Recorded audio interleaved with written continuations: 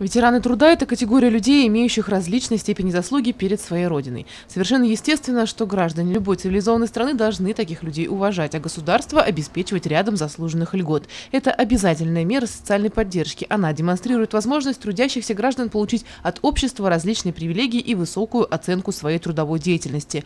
Потому и было утверждено звание ветерана труда, чтобы государство могло официально о них позаботиться, обеспечивая достойную жизнь и уважение в обществе.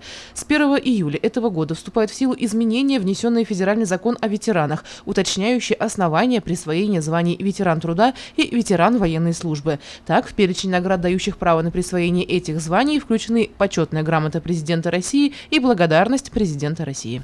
Кроме того, при присвоении звания ветерана труда будут учитываться ведомственные знаки отличия за заслуги в труде, службе и продолжительную работу, службу не менее 15 лет и соответствующей сфере деятельности или отрасли экономики. Помимо прочего, необходимым условием для присвоения звания ветерана труда является наличие трудового страхового стажа, учитываемого при назначении пенсии, не менее 20 лет для мужчин и 20 лет для женщин, или выслуги лет, необходимые для назначения пенсии за выслугу лет в календарном исчислении.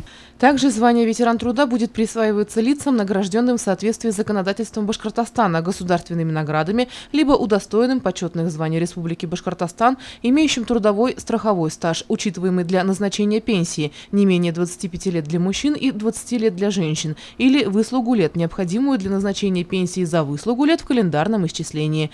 По вопросу присвоения звания ветеран труда гражданам необходимо обращаться в Республиканский центр социальной поддержки населения по городу Сибай, находящийся по адресу улица Пионерская, 44. Прием осуществляется по предварительной записи по телефону 2 36 79.